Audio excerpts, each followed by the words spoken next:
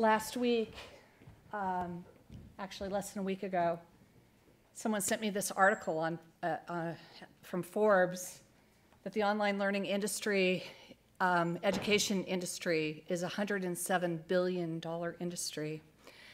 And what was shocking about it was that it was mostly about my company, Lynda.com. And called us the 800-pound gorilla, and the only photo in the whole article was a picture of me. So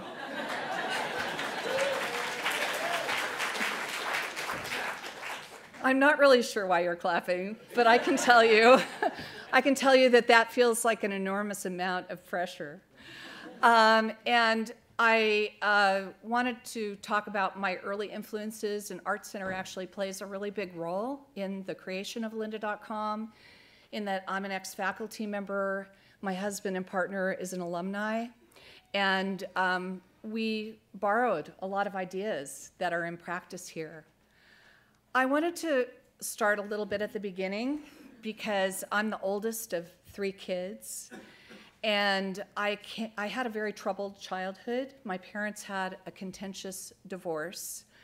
While I was a straight-A student and I really loved school, I think I loved school because I liked to get away from home.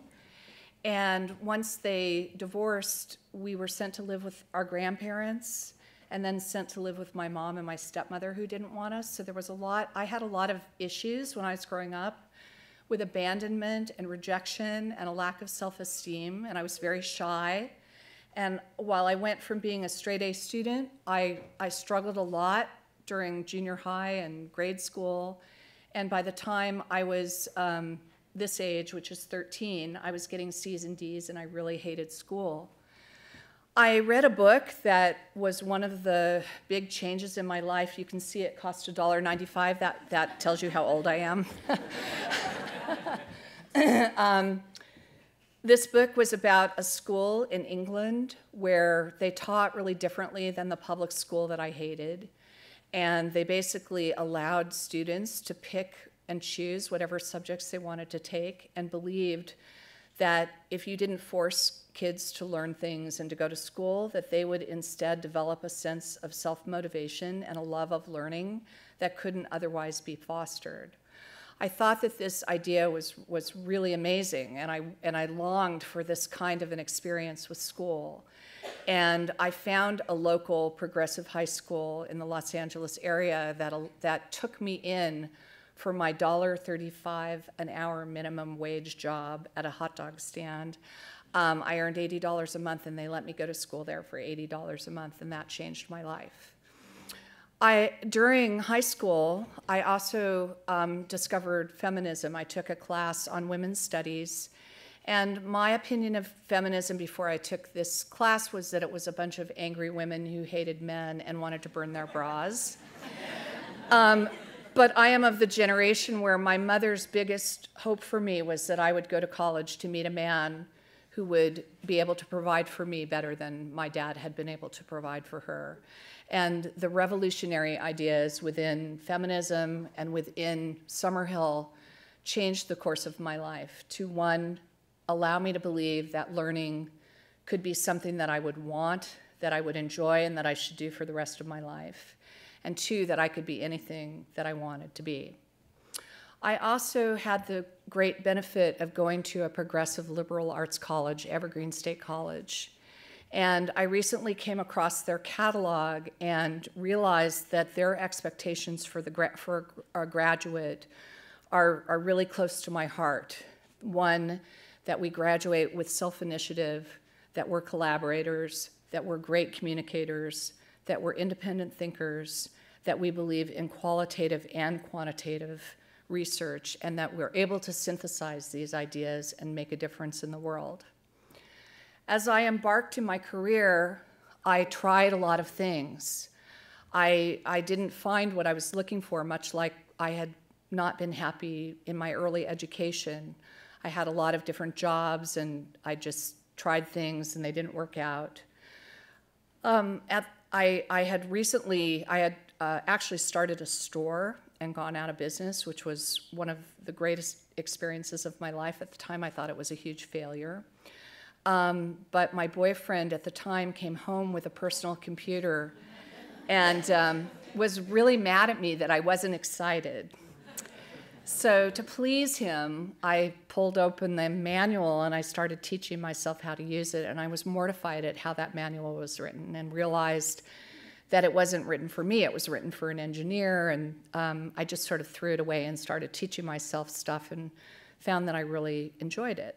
And while I was going to the store to buy a ribbon for my dot matrix printer, I discovered the Macintosh, and while I couldn't afford it, I charged it to my May Company credit card. It was $3,500. It had no hard drive, it had no printer, and I paid 18% interest, and that was my good fortune because it was my ability to be sort of right at the dawn of the computer age, and I just was learning the computer and enjoying it as a hobby. At the time, I was working in the film industry, and I was working mostly as an animator.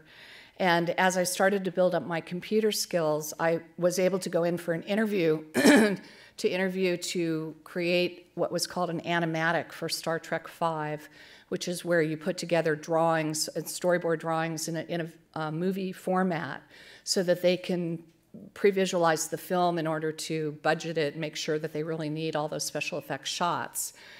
I'm in Wikipedia as being the first person to ever do this on a personal computer. It was a job that really changed my career trajectory. Apple discovered that I had done this with a Macintosh, and they invited me to become a speaker. And I traveled around the world and spoke about what I had done on this project. Because I was a speaker, magazines discovered me, and they invited me to be a writer. And so while I was working in the special effects industry and my hobby was doing computer graphics, this sort of new career was unfolding and really new industry of being a computer teacher and a computer trainer. Around that time, my daughter, 1984, was born, and I found that working in the film industry just became almost near impossible. For those of you who do work in the film industry, you know that when a shot is due, it doesn't matter if you have a young baby at home. You're expected to work 3 days in a row with no sleep, whatever it may be. So I found that being a young mother really was incompatible with the career that I was in. I was really fortunate to be invited to come and speak at Art Center about my work on Star Trek and my work in computer graphics. My daughter was in a sling. I was nursing her in the hallway in between my talk. And when my talk was over, I got a call from the teacher, and he said, the students really loved your presentation, and I'm actually planning to leave the school. Would you like my job? And that was how I became a teacher at Art Center. And I think one of the hallmarks that we lose sight of at Art Center is that Art Center hires working professionals and professionals who have industry credibility, which is why I was hired. I wasn't hired because I was a professional teacher. I was hired because I was a professional in my industry. While I was at Art Center, I found that I just loved to create handouts. That was my favorite thing. Because what I learned was that if students were taking notes while I was showing them how to do computer graphics, that they missed everything because it was all happening on the screen. And I realized today this is going to have a tie-in because this desire, one, that I loved explaining things and I loved to write about things and document them, but also that I didn't want my students to take notes, actually impacted lynda.com. I used to teach a motion graphics class here, and I had cross-disciplinary students, which was very unusual at the time. You were either a trans major, or a photo major, or an illustration major, and you stayed with those students throughout the trajectory of your time here. My class, computer graphics, and especially motion graphics, was this new kind of cross-integration, where I had students from all these different departments. And my class was so popular that people would literally camp out to take this class because they felt that it was a pivotal class in their career. Regardless of what discipline they were studying, they wanted to make animated portfolios and be able to leverage what I was teaching with motion graphics. And it really broke my heart that people couldn't get into my class. So I pitched to my chair that I would teach a class in the LA Times auditorium, and I would give the lecture, and then my teaching assistants would actually work in the labs, and that would allow me to teach 80 students at a time as opposed to about 15 students at a time. Again, this is going to tie back, I think, to lynda.com.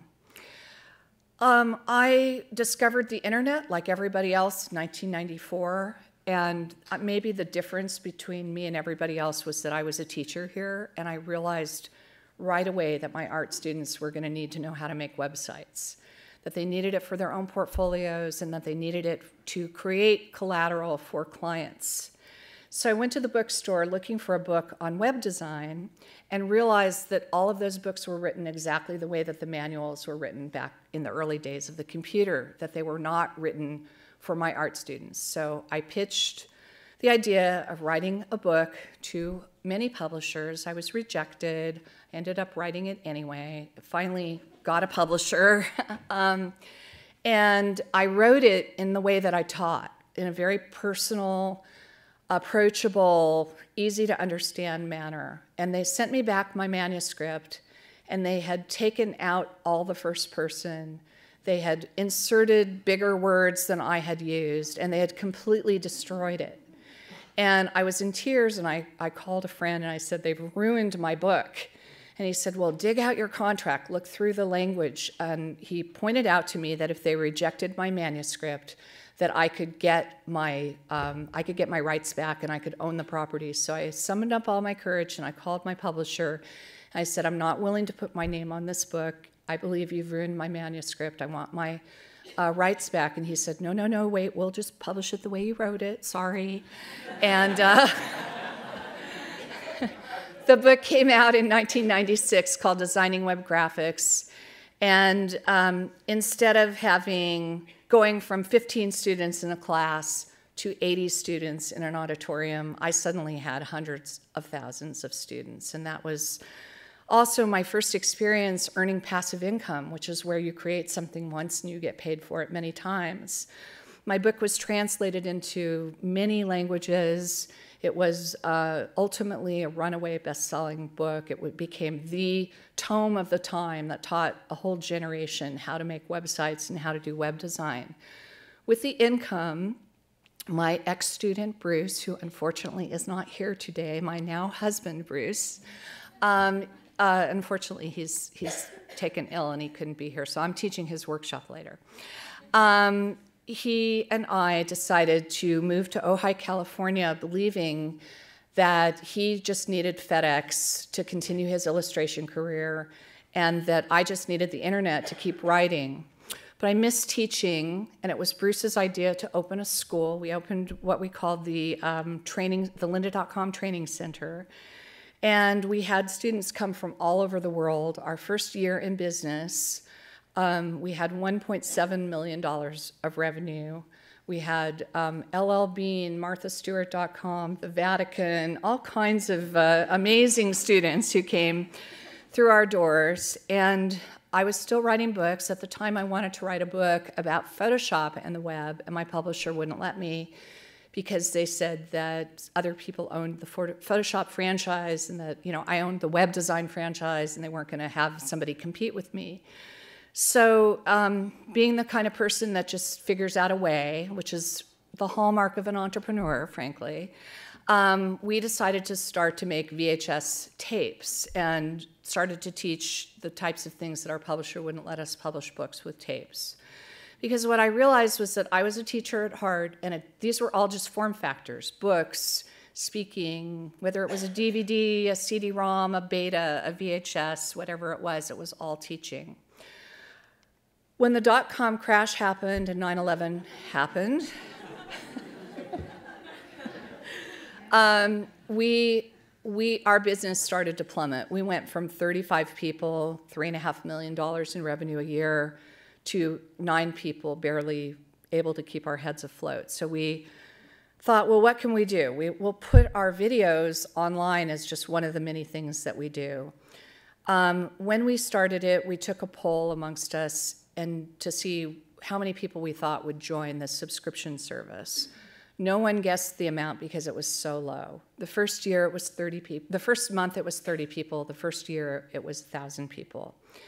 Today we're close to 5 million people. It took a long time. It's going to be 20 years. It's the 20-year overnight success, everybody.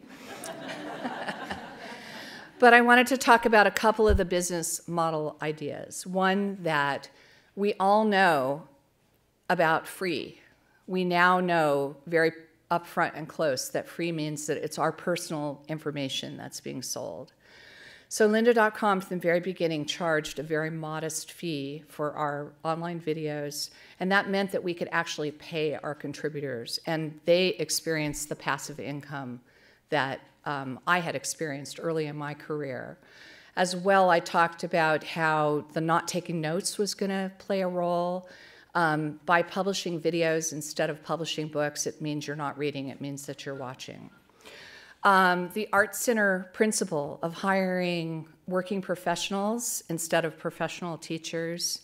The teaching pedagogy that I developed, which was just to make things really approachable, understandable, broken down into little bites, and something that a lot of corporations don't do, which is to reinvest in themselves, their people, and their community. When we think about school, we think about what's happening right here, a person standing in front of the room and everybody getting exactly the same information. Some of you, like me, have had troubled lives. You're not able to focus. I'm going too fast, I'm going too slow. For whatever reason, it's just not always the best approach to learn something. What we created at Lynda.com is more of a library effect, where if all of us were sitting in a library instead of sitting in this room, every single one of us would be learning something different. It would be very personal. It would be more the Summerhill approach, where it's a lot of great information. You're trusted to know what it is that you need to learn, where you want to go, what your learning objectives are. I want to talk a little bit about the skills gap. For those of you who follow Kleiner Perkins every year, comes out with an Internet Trends Report, Mary Meeker, and this year she said that education is at an inflection point, that despite the fact that we're the fourth largest spending, U.S. spends the fourth largest amount on education, that we ranked 27th, 71% of our college grads have $30,000 in debt now. Those who go to art school probably have a lot more than that. One half of college graduates feel unprepared for the job market, and this is despite the fact that education is a $4 trillion industry. So there's a huge problem. Even though we just saw the statistics, and having an education does mean you're going to earn more, it's more likely that you're going to have a better job or that you're going to have a job at all. The promise of an education is really a euphemism. It's a euphemism for having a good life, for having enough money, being able to raise a family, being able to live in a secure manner where you're happy. If we look at what Forbes says are the top 10 jobs in 2014, a lot of people are sort of on a big STEM wagon, which stands for science, technology, engineering, and math, that maybe what we really ought to be doing instead of liberal arts and arts education is just focusing on the really good careers. If I extrapolate that and think about jobs that didn't even exist 10 years ago, and myself, who graduated from college over 40 years ago, I think this is a very flawed thinking process about the skills gap. Instead, if you look at what employers say the skills gap is about, they say it's about sense-making and social intelligence and adaptive thinking and being sensitive to cross-cultural dependencies, computational thinking, design mindset, communication, understanding data, working with teams, problem solving. These are the universal skills that regardless of what discipline you go into, you need. Unfortunately, in the last decade in America, we've had a terrible policy around education, from No Child Left Behind to Race to the Top, unfortunately now to the Common Core because of how it's being measured and our obsession with standardization and standardized testing. And the problem is that in the real world, you're not given tests. you actually have to get by with the skills that were on the earlier slides about what employers say are missing. And when I think about the learning paradigms, this is a learning pyramid that was developed in the 50s, and it talks about how, lecture, reading, demonstration, audiovisual, if you're liberal, that's about 30% of the way to get you towards real learning. But that actually practice, doing, discussing, teaching others, presentations, that those are the skills that really drive home learning. There's a 70-20-10 framework that was developed by the Center for Creative Leadership, and it claims that you learn 70% in life just from the tough jobs that you have in the world. That 20% is from your mentors, your parents, your people who are going to give you advice, and only 10% is from courses and reading. So if I think about lynda.com and what we're accomplishing, well, I'm really proud, incredibly proud of the library we've created. I'm more proud that we work in collaboration with schools and that we're respectful of what happens, because a type of education that you're getting at Art Center where you're allowed to foster those critical thinking skills, those collaboration skills, being able to learn how to be critiqued, being able to learn how to present and communicate, that's what you are really going to need in life. And that's why so many of you are more successful than the peers who are going through the very rote kind of education that unfortunately is standard fare in our country. So if I really think about my takeaways from my own career, it was to find my passion. It was to get validation from the outside that people actually needed what it was that I did. It was to not go for an immediate gain, but to really think long term and to solve real problems and add real value. So in last year, this was my Halloween costume. I was Queen of Content. From my perspective, you cannot teach someone to be an artist by watching videos. You need to practice. You're not going to watch videos of a ballerina and become a ballerina, right? It's about more than watching videos. While I'm very proud, and I think that memorializing great lectures and providing the kind of service that we provide is something I'm extremely proud of, we cannot forget that we all engage with each other in person, that we need these social skills, that we need them probably more than we need the technical skills. So with that, I am very proud to be here in front of you to impress upon you the importance of an Art Center style education and a liberal arts education. And with that, thank you very much. See you later.